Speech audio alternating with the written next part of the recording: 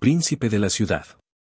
Capítulo 18, 1995, La estela de Sullivan. Vannevar estaba sentado a la gran mesa de su despacho, con los codos apoyados en el escritorio y la cabeza sujeta entre las manos. Tenía los ojos cerrados con fuerza, los labios apretados. Don Benedicto se encontraba cerca, rodeado de varitas de incienso encendidas, marcaba el discurrir de los segundos con la mano derecha mientras sus labios formaban en silencio las palabras del ensalmo. ¿Abuelo?, preguntó Vannevar, sin hablar apenas, en voz baja, inaudible. El príncipe, con ayuda de Benedicto, intentaba establecer un enlace mental con el abuelo, oculto en su guarida de Chinatown. ¿Abuelo?, insistió Vannevar, concentrándose aún más, intentando formar una imagen mental del abuelo, como le instruyera Benedicto. Oyó entonces una voz cavernosa, no con los oídos, sino dentro de su cabeza. Sí, mi señor. Era el abuelo, que respondía a la llamada de su príncipe. Estoy aquí. El discurso telepático del abuelo era fuerte y fluido, nada laborioso. Empezaremos ahora, como hemos planeado, dijo Vannevar, imaginando las palabras en vez de pronunciarlas. Ha llegado el momento de que el español desaparezca. Sí, mi señor. Debemos detener a Delfonso antes de que sea demasiado tarde. ¿Has elegido ya a tu agente? Sí. Uno de mis chiquillos se encargará de hacer el trabajo. ¿Sullivan? Él es mi elegido, mi señor. Bien. En tal caso, está decidido. Se rompió el contacto y Vannevar se relajó, descansó las manos sobre la mesa y miró a Benedicto. El Tremere, al ver que el príncipe había terminado, interrumpió su cántico. ¿Está todo preparado? Todo está en su sitio, respondió el príncipe, retrepándose en su silla y frotándose las sienes con las yemas de los dedos. Se aproxima la partida final, dijo, citando a Igor. Y la vida de Delfonso está en prenda. El príncipe, en un esfuerzo por descubrir los secretos de la familia, había dedicado los últimos años a realizar propuestas al abuelo, hasta conseguir finalmente ganarse la confianza parcial de la criatura. Ahora, juntos, planeaban deshacerse de Delfonso. El anciano se había convertido en un problema acuciante en los últimos tiempos. Las depravaciones que cometía en su cámara de torturas eran infames entre casi todos los vástagos de la ciudad y, aún peor, circulaban rumores entre algunos miembros de la comunidad humana. De por sí, esto sería razón suficiente para que el príncipe lo eliminara, pero las actividades secretas de Delfonso con la familia, el tráfico de drogas e inmigrantes ilegales en el país, no hacía sino añadir leña al fuego. Empero, Vannevar se sentía culpable por planear la ejecución de un viejo amigo. Benedicto reparó en el semblante de preocupación del príncipe. Sé cómo te sientes, pero no nos queda otra opción. La suerte de Delfonso está echada desde hace tiempo. Nosotros no hacemos sino formar parte del destino. Fue el único comentario del príncipe. Hacía años que Delfonso había sido testigo del asesinato de Snake Wickham en las cámaras de la familia y había contemplado el augurio que formulara la cabeza del vampiro decapitado. En medio del humo y las llamas, Delfonso había visto su muerte anunciada, un futuro idéntico al de Wickham. A sabiendas de esto, Delfonso había renunciado a todo, eligiendo vivir su no vida de modo que casi le garantizara el inefable final que temía. Había llegado a aliarse incluso con el abuelo, su verdugo en potencia, como si se viera irresistiblemente atraído a jugar con fuego. Delfonso no había comprendido nunca que podría haber tomado otras decisiones que tal vez hubieran desembocado en una conclusión diferente. Él se lo ha buscado, dijo Benedicto, terminante. Lo sé. Pero el príncipe se preguntó si no habría estado en su mano el dar un giro a los acontecimientos. Ahora se encontraba calculando fríamente el asesinato del español, firmando su sentencia de muerte. ¿En verdad era necesaria una decisión tan drástica? ¿Acaso no le había advertido Igor siempre de que eligiera el camino de en medio cuando le fuera posible? La decisión no preocupaba a Benedicto. Aunque sabía que Delfonso era su sire, lo despreciaba por aquello en lo que se había convertido, y lo odiaba por las espantosas sesiones de tortura que se había visto obligado a presenciar para complacer al español. Benedicto opinaba que el viejo se merecía todo lo que le ocurriera. Será Sullivan el encargado, dijo Vannevar a Benedicto. El Tremere no había podido participar en la conversación mental que había mantenido el príncipe con el abuelo. O Sullivan consigue matar a Delfonso, o al revés. En cualquier caso, saldremos ganando. Al compincharse con el abuelo, lo que Vannevar pretendía en realidad era debilitar a la familia. Con independencia de cuál fuera el resultado del acuerdo de esta noche, el príncipe y la camarilla saldrían beneficiados. Si moría Delfonso, Vannevar se desembarazaría de una potencial fuente de futuros problemas y el abuelo perdería a su único aliado dentro de la camarilla. Si moría Sullivan, el abuelo perdería uno de sus mejores chiquillos, del que dependía para su protección. En este último caso, Vannevar encontraría otra manera de ocuparse de Delfonso. Aunque fingía indiferencia, en privado Vannevar esperaba que fuese el viejo español la víctima. Todavía sentía afecto por el testarudo Sullivan, al que había querido convertir en su chiquillo hacía tiempo. Seguro que envía también a Loo, apostaría lo que fuera, comentó Benedicto, sabiendo que el príncipe se preocupaba por Sullivan. Sullivan no era rival para Delfonso pero, con la ayuda de Loo, las probabilidades estarían más igualadas. Algunas noches después, Vannevar y Nicolai caminaban deprisa por la cuesta que descendía por Nobhill hasta Chinatown. Se movían en silencio, casi invisibles para la mayoría, conversando en susurros. ¿Entonces, Sullivan tiene la cabeza?, preguntó Vannevar. Sullivan y Loo, tras tender una trampa en las cámaras subterráneas de la Misión Dolores, habían conseguido asesinar a Delfonso. Irónicamente, el viejo vampiro había muerto atado a su propio potro, tras una cruenta escena de tortura que se había prolongado durante horas. Siguiendo las órdenes del abuelo, Loo y Sullivan habían guardado la cabeza de Delfonso a fin de que la familia pudiera utilizarla para pronunciar un vaticinio. Sullivan había insistido en quedarse con la cabeza, tan solo para perderla algunas horas después, cuando una de sus prostitutas se la robó e intentó pedir rescate por ella. Sullivan había pasado la noche siguiente presa del pánico, intentando dar con su pista y recuperarla. Vuelve a estar en su poder, respondió Nicolai. Aunque estuvo a punto de morir en el intento. La cabeza había aparecido en Auckland, en manos de una antigua némesis de Vannevar, el licántropo reverendo Hayes. Sullivan había escapado con vida de Hayes a duras penas. Esa noche, los dos intentarían dividir a la familia, volverlos contra sí mismos. Todas las pruebas, incluidas las pesadillas de Vannevar, apuntaban a otro intento de invasión por parte de las potencias asiáticas. Vannevar y Nicolai habían llegado a la conclusión de que había llegado el momento de destruir al abuelo. Su plan exigía el empleo de métodos mediante los cuales esperaban evitar una guerra abierta.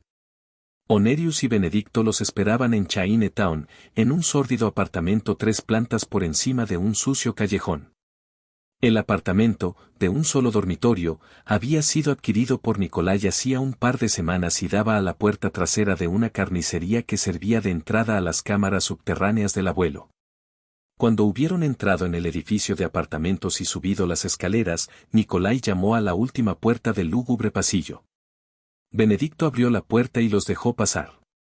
Buenas noches, sonrió al verlos a los dos. Vannevar y Nicolai entraron mientras Benedicto cerraba la puerta tras ellos.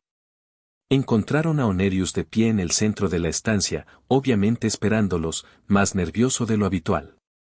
Habló, dirigiéndose al príncipe. Buenas noches, mi señor. Sullivan no ha llegado todavía, pero ya está todo dispuesto.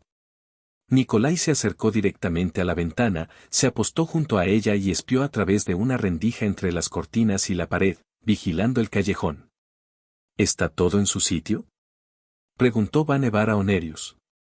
El hechizo funcionará a las 1000 maravillas, te lo garantizo. Esa noche, Sullivan planeaba llevar la cabeza de Delfonso a las cámaras del abuelo, donde la prepararían y la colocarían encima de un brasero. La familia leería la suerte que les deparaba el destino en el humo y los vapores.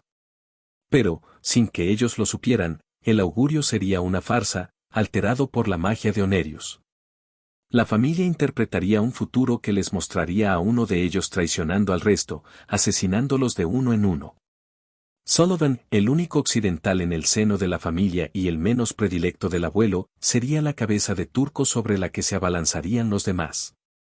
Probablemente moriría, pero el abuelo resultaría debilitado y sería un blanco más fácil para el príncipe. Ya vienen, anunció Nikolai desde su atalaya. Los otros tres se tensaron, expectantes. Es él, dijo Nikolai, con una nota de triunfo en la voz.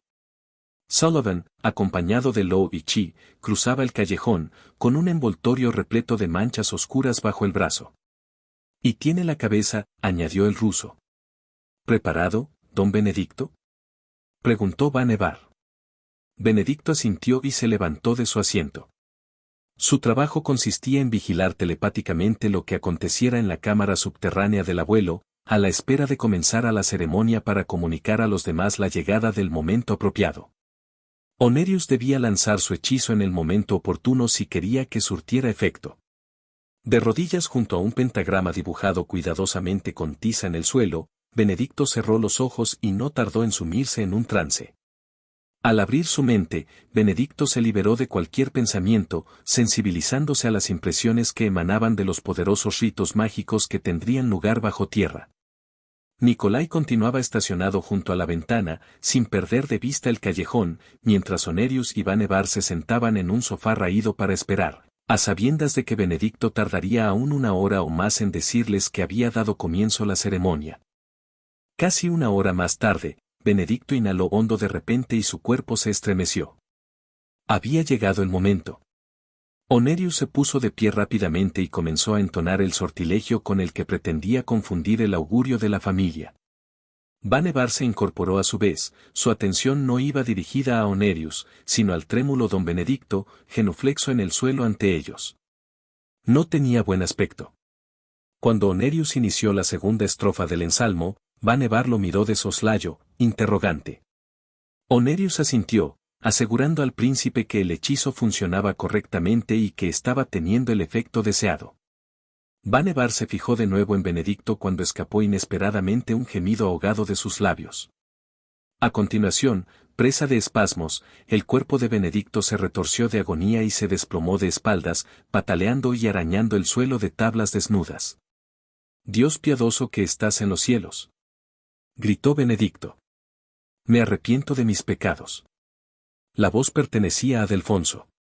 Don Benedicto había sido poseído por el espíritu del viejo vampiro mientras la cabeza hervía y siseaba en algún lugar bajo tierra. Vinculado a su sire por la sangre y la telepatía. Benedicto sufría ahora los tormentos de Delfonso. «Ten piedad de mi alma», chilló Benedicto, rodando por el suelo, debatiéndose con brazos y piernas. Vannevar se arrojó sobre él, en un intento por inmovilizarlo. «Ardo en las llamas del infierno». Nikolai se apartó corriendo de la ventana e intentó ayudar a Vannevar. Onerius, con expresión temerosa, se apartó de la escena, con voz entrecortada. «No te detengas. No te detengas», gritó Vannevar, debatiéndose con don Benedicto. «No te detengas, maldita sea». Onerius recuperó el ritmo, manteniendo su ensalmo sin interrupción, pero sus ojos estaban fijos en los tres hombres del suelo. Benedicto liberó un brazo de repente y, agitándolo, derribó una mesa con estrépito. «Rescátame de mis tormentos. Mi alma. Mi alma». El sonido de la voz de Delfonso emanando de labios de Benedicto provocó escalofríos a Vannevar. Uno de los vecinos del piso de abajo empezó a golpear el techo, protestando por el alboroto. «Sujétalo», dijo Vannevar a Nikolai, mientras los dos luchaban con el hombre. Se produjo un súbito topetazo en la puerta. Desde el vestíbulo, alguien les gritó algo en chino. Era el gerente, que había acudido a investigar el origen del escándalo. «Ve a la puerta», dijo Vannevar a Nikolai, que hablaba cantones. «Ya me encargo yo de Benedicto». Vannevar agarró a Benedicto por las piernas y lo condujo a rastras hasta el dormitorio. Lo lanzó encima de la cama y cerró la puerta antes de abalanzarse sobre su vociferante amigo. Mientras tanto, Onerius se escabullía al diminuto cuarto de baño y cerraba la puerta tras él, sin perder el ritmo del cántico. Nikolai esperó hasta que todo estuvo despejado, antes de abrir la puerta principal. El gerente del edificio estaba en el pasillo. Los dos hombres intercambiaron unas cuantas palabras hasta que Nikolai entregó al hombre un billete de $50. El gerente lo aceptó y se marchó, aceptando la promesa de Nikolai de que cesarían los ruidos. El ruso se apresuró a cerrar de nuevo la puerta y llamó a Vannevar. ¿Se encuentra bien? El príncipe salió del dormitorio. Ya se ha callado. Creo que se ha terminado. Onerius salió a su vez del cuarto de baño, con aspecto fatigado y exhausto. Había dejado de cantar. Se acabó. Me parece que hemos tenido éxito. Los tres se acercaron a la ventana, desde donde podían vigilar el callejón, a la espera de alguna señal procedente de la carnicería. Se figuraban que la familia intentaría matar a Sullivan de inmediato, pero, si este era lo bastante rápido, tal vez consiguiera escapar a su ira, al menos por esta noche. Sullivan irrumpió en el callejón un momento después, a punto de arrancar la puerta de la carnicería de sus goznes. Miró alrededor desesperadamente, a derecha e izquierda, antes de salir corriendo. Apareció pisándole los talones un carnicero chino que blandía un machete en dirección al fugitivo, gritando algo a Sullivan. Todo marcha según el plan, dijo Nikolai, con una fría sonrisa en los labios. Vannevar y Onerius se limitaron a asentir. Quedaban todavía algunas horas antes de que amaneciera cuando Vannevar regresó al fin a su ático. Donna estaba esperándolo. ¿Cómo ha ido?, preguntó, después de que él hubiera entrado y colgara el abrigo. Se sentó en el sofá, junto a ella. También como cabría esperar, supongo, dijo, con voz cansada. Sullivan se ha convertido en un proscrito. Ahorró a Donna la preocupación que sentía por el hombre, aunque ella ya lo había intuido. Bien, dijo Donna, satisfecha de oír que Sullivan no había muerto en el acto, como había temido el príncipe que podría ocurrir. Se pegó a él, distrayéndolo de sus pensamientos. Vannevar sonrió y le rodeó los hombros con un brazo, atrayéndola hacia sí. Ella le hizo cosquillas con la nariz en el cuello, levantó la cabeza y le mordisqueó la barbilla, extrayendo una diminuta gota de sangre. Se generó un ronroneo en la garganta de Vannevar. La tumbó en el sofá y le hundió los colmillos en su pálida garganta. Para sorpresa de Vannevar y sus camaradas conspiradores, Sullivan consiguió permanecer con vida durante varias semanas, pese a los esfuerzos de la familia, ofertas de recompensa incluidas, por sacarlo de la circulación. Parecía que lo que le faltaba al irlandés de astucia y sentido común lo compensaba con agallas y una determinación inquebrantable. Pero esa noche acabaría todo. Sullivan, agotado tras la incesante persecución, había sido engañado para que saliera de su refugio y se entrevistara con Lo y Chi. Vannevar sabía que ambos planeaban asesinarlo. Aunque lamentaba este asunto, sabía que le proporcionaría la oportunidad que estaba esperando. Con Lo y Chi lejos de la guarida del abuelo, la criatura estaría prácticamente indefensa. En su afán por asegurarse de la destrucción de Sullivan, el abuelo estaba dispuesto a bajar la guardia. Vannevar y Benedicto aguardaban ahora a que llegara el momento.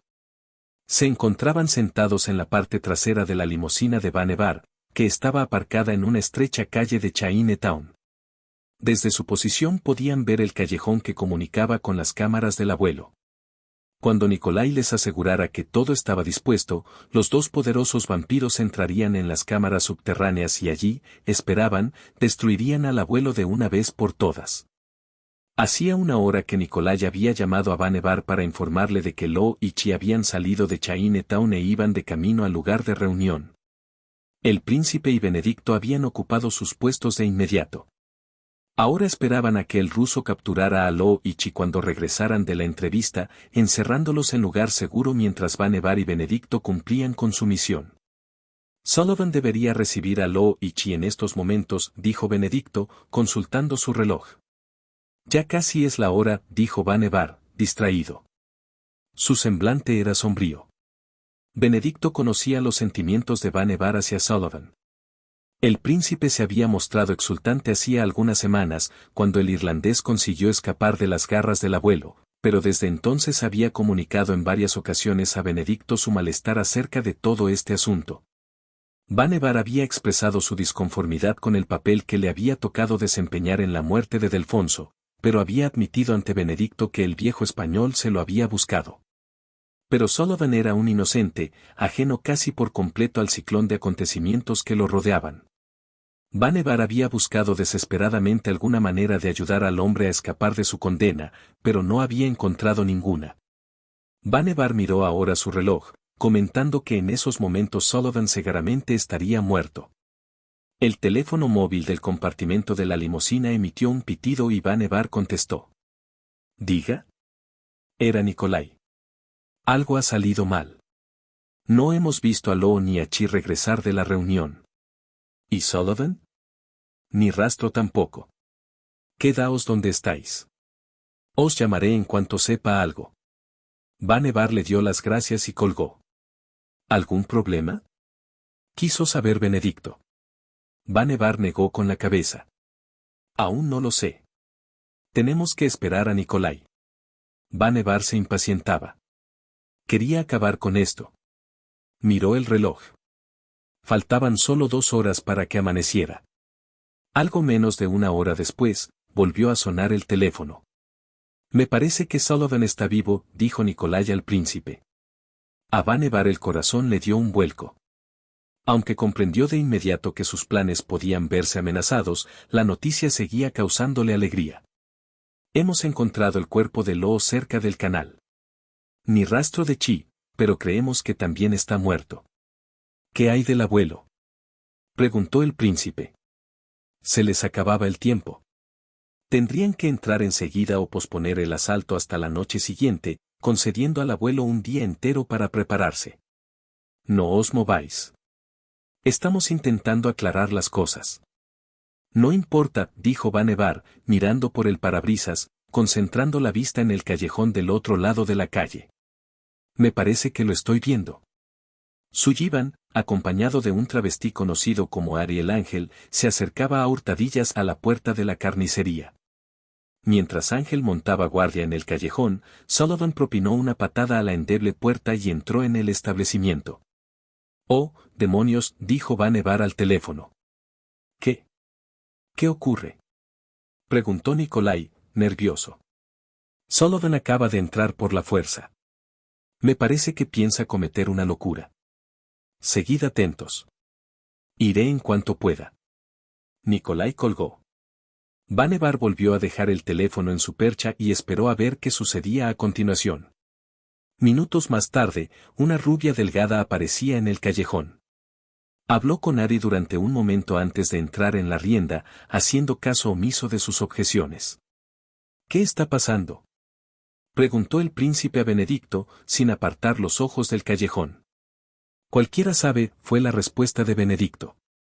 Un momento después, Benedicto dio un codazo al príncipe. «Mira.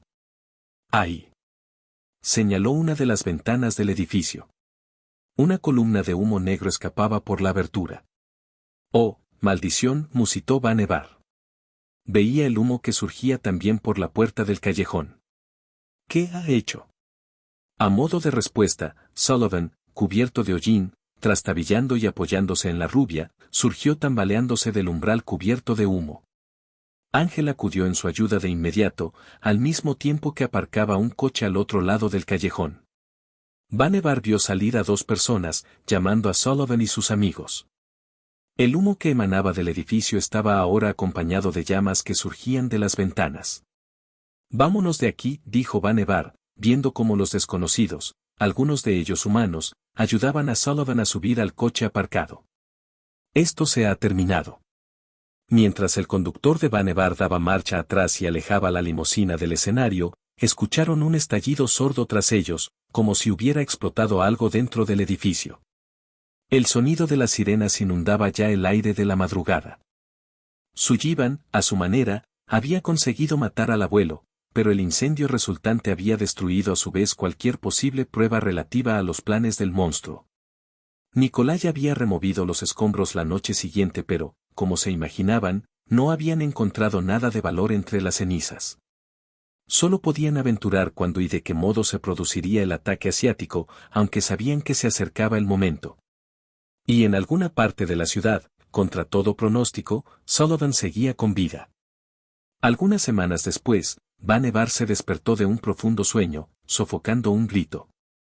Se sentó en la cama, con los ojos desorbitados. ¿Qué ocurre?, preguntó Donna, dándose la vuelta y mirándolo. Su grito la había despertado. Nada, respondió Vannevar, intentando recuperar la compostura. ¿Otro sueño?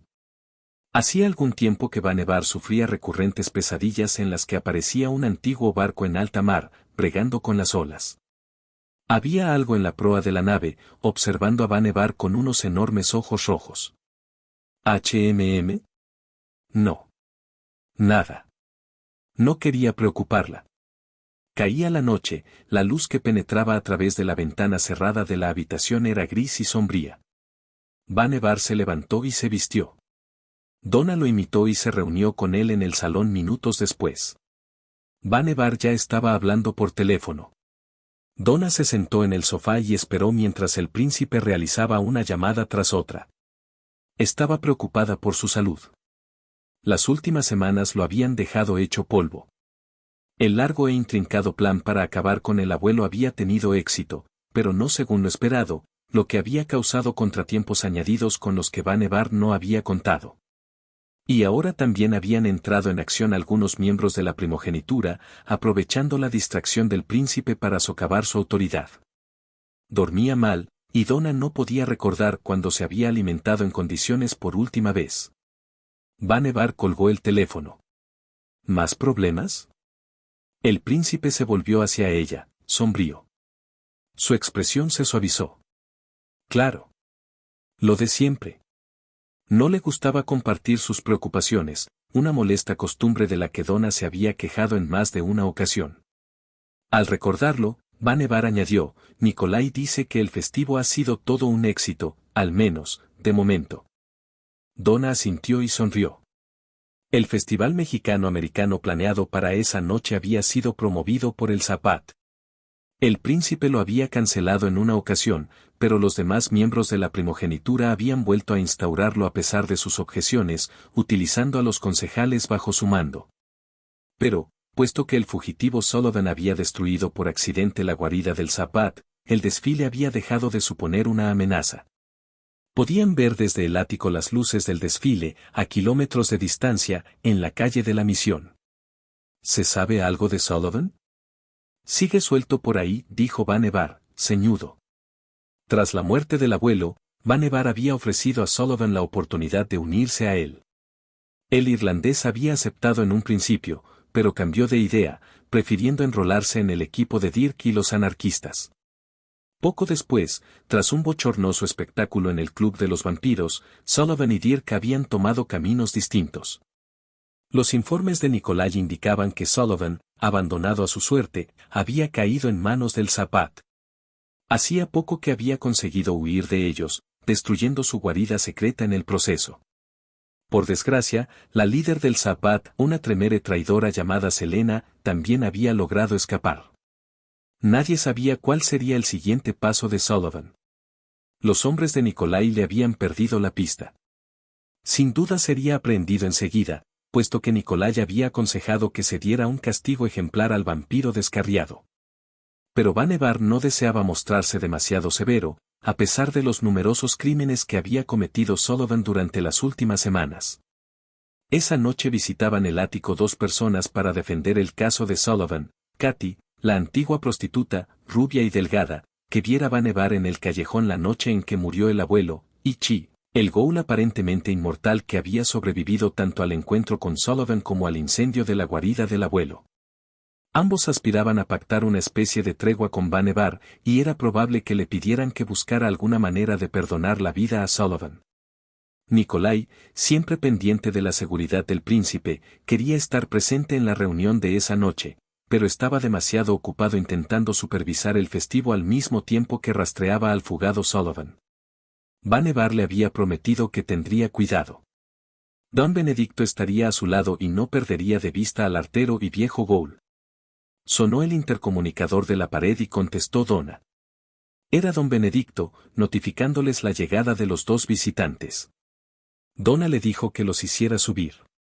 Vannevar se reunió con los tres en la puerta, sin evidenciar sorpresa alguna cuando vio al alto y delgado ghoul saliendo con dificultad del ascensor, con la columna deformada y una mano convertida en una garra negra y retorcida. Chi, que había llegado a Chinatown en el momento en que escapaba Sullivan, había intentado rescatar al abuelo, pero solo había conseguido que lo atrapara la explosión. El príncipe los hizo pasar e invitó a Katy y a Chi a sentarse en el sofá. Él se quedó de pie, de cara a ellos. ¿Y bien?, dijo, al ver que nadie rompía el silencio. Katy se sentó al borde del sofá, propinando nerviosos tirones al dobladillo de su ceñida minifalda, intimidada por la imponente presencia del príncipe. Miró a Chi, rogándole en silencio que dijera algo. Hemos venido a interceder por la vida de Sullivan, dijo Chi, al cabo.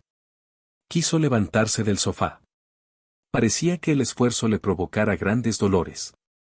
Permanece sentado. Esta no es una audiencia formal. El Ghoul volvió a acomodarse.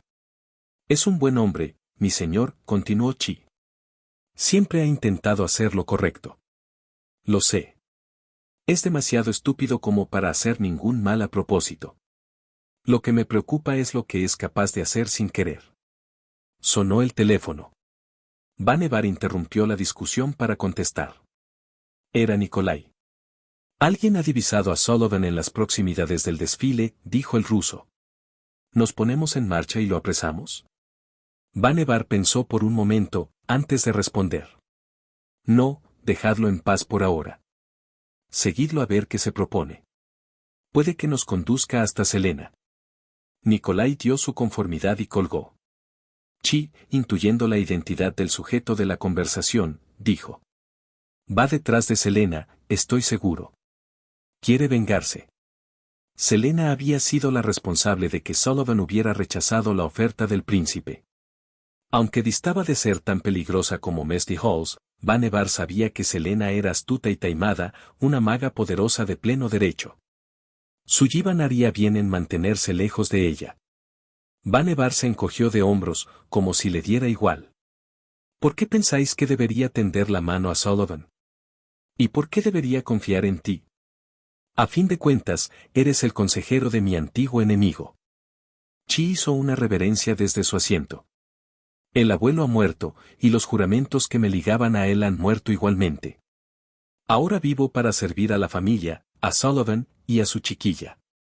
Chi miró a Katy, que ensayó una sonrisa nerviosa y, al ver que Vannevar seguía conteniendo su rabia, agachó la cabeza. Sullivan, después de casi matar a esta ramera, la había abrazado y la había convertido en miembro de la estirpe. Sonó de nuevo el teléfono. ¿Qué? Dijo Vannevar, enfurecido por la interrupción. Lo siento, mi señor, se disculpó Nikolai.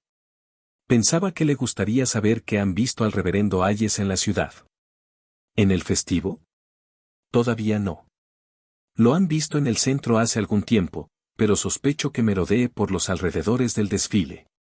Vannevar colgó el teléfono. Miró a Chi, lo examinó con atención. Siempre había respetado al viejo Ghoul. ¿Debería confiar en él ahora? ¿Benedicto? Preguntó Vannevar, volviéndose hacia su amigo. Arqueó una ceja, solicitando su consejo sin palabras. Benedicto asintió. Yo diría que sí, mi señor. Vannevar llamó abajo y pidió que le trajeran su limusina. Es hora de irse. Katy y Chi, acompañadme. Benedicto, quédate y cuida del fuerte. No pierdas de vista a Donna. Los tres salieron del apartamento y bajaron en el ascensor.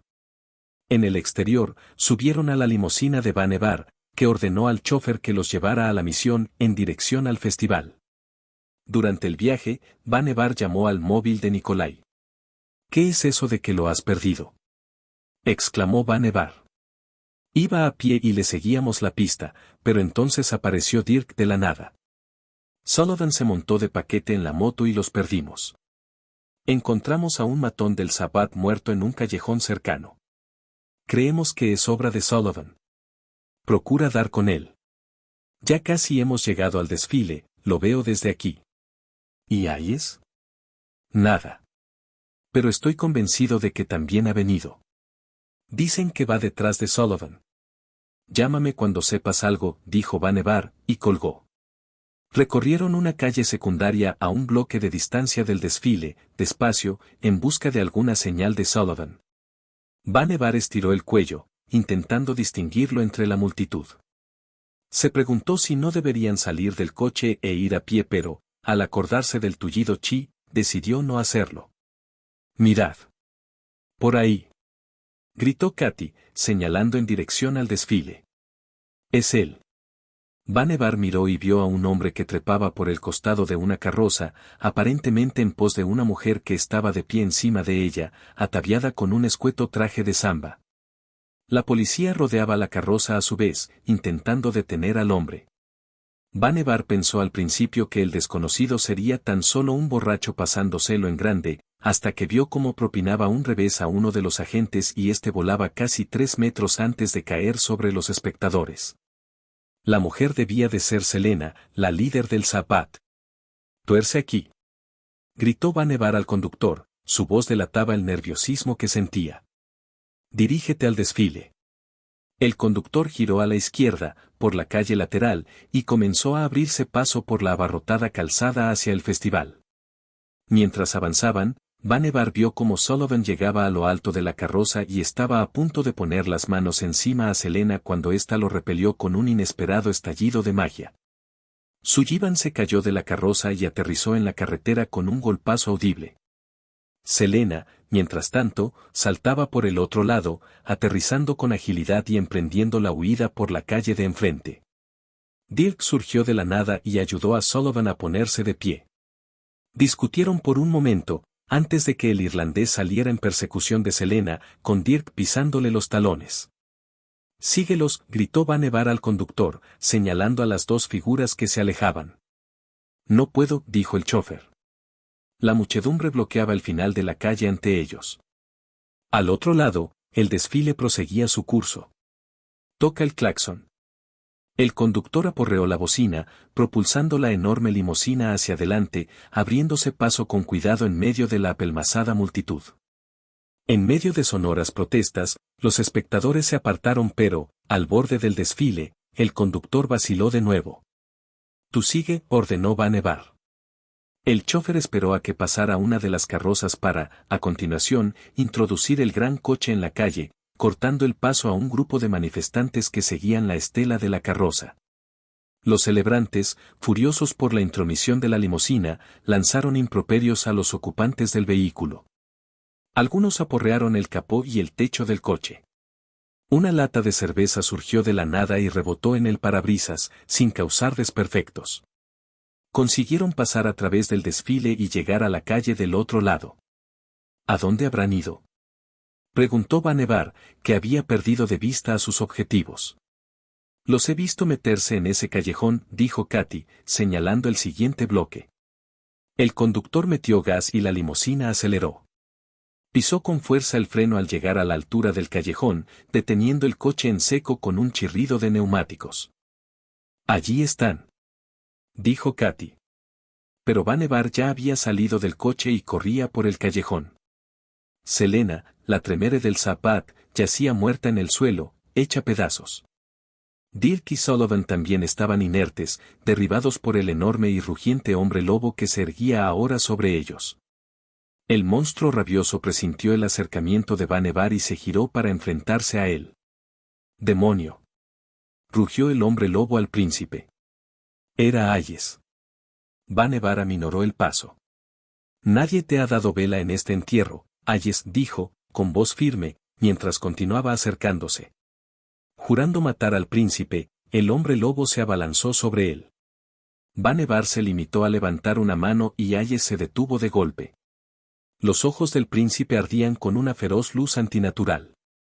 «Ya sabes lo que te prometí», dijo Vannevar al hombre lobo, amenazador. El licántropo se retorció, rugiendo.